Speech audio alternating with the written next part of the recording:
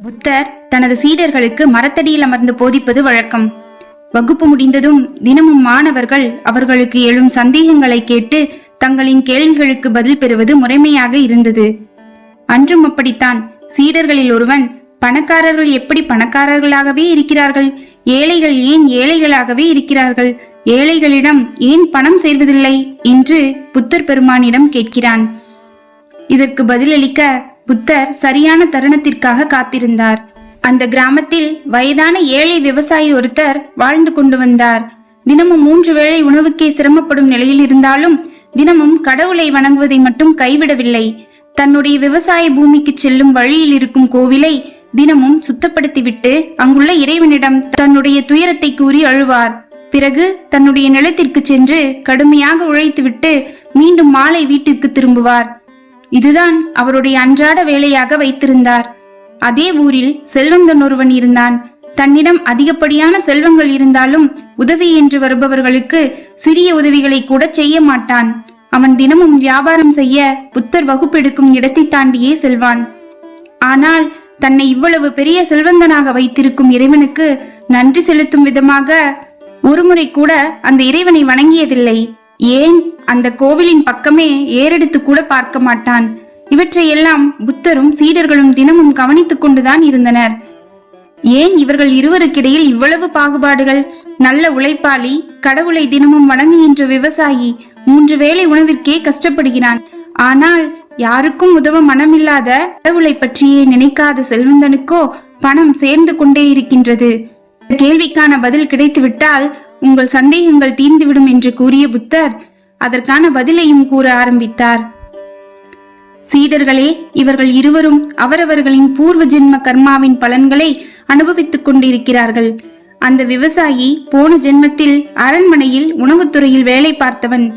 ஏழை மக்களுக்கு சேர வேண்டிய உணவுப் பொருட்களை பொய்க்கணக்கு எழுதி விற்று செல்வம் ஈட்டியவன்.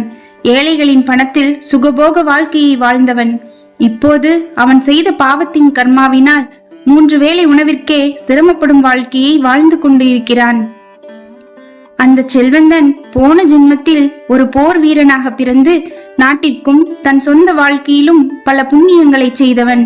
அந்த புண்ணியங்கள் தான் அவனின் சுகபோக வாழ்க்கைக்கு காரணமாக இருக்கிறது என்று கூறி முடித்தார் புத்தர். இவற்றையெல்லாம் கேட்டுக்கொண்டிருந்த சீடர்கள், புத்தர் பெருமானே, முற்பிறவியில் அவன் செய்த பாவத்திற்கு நல்லவனாக இருக்கும் இந்த பிறவியில் தண்டனை அனுபவிக்க வேண்டுமா? அவனுடைய ஏழ்மை நிலை மாற வழியே இல்லையா என்று கேட்டனர். கர்மாவின் பலனை எந்த பிறவியாக இருந்தாலும் நிச்சயம் அனுபவித்தே ஆக வேண்டும்.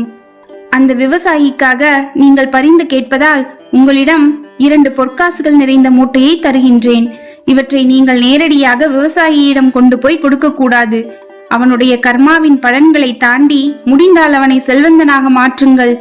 ஆனால் அவன் மூட்டையை தொடாமல் கடந்து விட்டால் அந்த மூட்டை அடுத்த 5 நிமிடத்தில் மாயமாகிவிடும் என்று கூறிவிட்டு புத்தர் சென்று விட்டார். 2 பண மூட்டைகளையும் எடுத்துக்கொண்டு இதை அந்த விவசாயியிடம் சேர்த்து அவனை செல்வந்தனாக்கி விட வேண்டும் என்று மனதிற்குள் நினைத்து கொண்டே சீடர்கள் விவசாயி வரும் வழியில் பொற்காசுகள் நிறைந்த ஒரு மூட்டையை வைத்தனர். அப்போது அந்த விவசாயியின் எதிரே கண் பார்வை இல்லாத ஒருவர் தட்டு தடுமாறி நடந்து வருவதை பார்த்த விவசாயி அவருக்கு பாதையை கடக்க உதவி செய்துவிட்டு கோவிலுக்கு அருகில் வந்து, எந்த உணவும் இல்லாமல் என்னை படைத்ததற்கு நன்றி இறைவா என்று கூறிவிட்டு, பார்வை இழந்தால் எப்படி இருக்கும் என்று கண்களை மூடிக்கொண்டே தன் நிலத்திற்கு செல்ல இடையில் கிடந்த பண மூட்டையை பார்க்கவில்லை. விவசாயி சென்ற 5 நிமிடத்தில் அந்த மூட்டை மாயமாக மறைந்தது. இவற்றையெல்லாம் கவனித்துக் கொண்டிருந்த சீடர்கள், அடக்கடவுளே, இவ்வளவு முட்டாள்தனமாக நடந்து கொண்டானே என்று மனதிற்குள் நினைத்தவாறே, சரி, திரும்பி வரும்போது மற்றொரு மூட்டையை போட்டு அவனை செல்வந்தனாக மாற்ற வேண்டும் என்று அவனின் வருகைக்காக காத்திருந்தனர். சூரியன் மறையும் நேரத்தில் விவசாயி வீட்டிற்கு திரும்பி வந்து கொண்டிருந்தார். சீடர்கள் அவர் பார்வையில் படும்படி பண மூட்டையை வைத்துவிட்டு மறைந்திருந்து பார்த்து கொண்டிருந்தனர். விவசாயி அந்த மூட்டையை பார்த்ததும் அதை எடுத்து அவிழ்த்து பார்க்க நிறைய பொற்காசுகளும் பணமும் இருப்பதை பார்த்து திகைத்து போனான். இவ்வழியே வியாபாரத்திற்காக போகும் செல்வந்தனின் மூட்டையாகத்தான் இருக்கும் என்று அந்த செல்வந்தனின் வருகைக்காக காத்திருந்தான். வியாபாரத்தை முடித்துக்கொண்டு அவ்வழியே வந்த செல்வந்தனிடம் ஐயா, இந்த மூட்டையில் பணமும் பொற்காசுகளும் உள்ளது. நீங்கள் தான் தவறவிட்டிருப்பீர்கள் என்று உங்களிடம் ஒப்படைப்பதற்காக வந்து காத்திருக்கிறேன் என்று விவசாயி கூற, எதுவும் பேசாமல் பண மூட்டையை வாங்கிக் கொண்டு செல்வந்தன் அங்கிருந்து புறப்பட்டான். இவற்றையெல்லாம் பார்த்து கொண்டிருந்த சீடர்களிடம் வந்த புத்தர், அவன் செய்த பாவ புண்ணியங்களே அவனின் வாழ்க்கையை தீர்மானித்திருக்கிறது. இப்பிறவியில் அவன் செய்து வரும் புண்ணியங்களினால் அவனின் பெரும் பாவங்கள் குறைந்து கொண்டே வருகிறது. 3 வேளை உணவும் நல்ல ஆரோக்கியமும் நீண்ட ஆயுளும் அவனுக்கு கிடைக்கும். இங்கு ஒவ்வொருவரும் செய்கின்ற கர்மாவின் பலனை அனுபவிக்காமல் தப்பிக்கவே முடியாது என்று புத்தர் கூற, வாழ்க்கையின் உண்மையான தத்துவத்தை சீடர்கள் புரிந்து கொண்டனர். மீண்டும் ஒரு நல்ல கதையுடன் உங்களை சந்திக்கும் வரை உங்களிடமிருந்து விடைபெறுவது நானல். இது நமது இன்ஸ்பீஸ்ட். புத்தர் தனது சீடர்கள்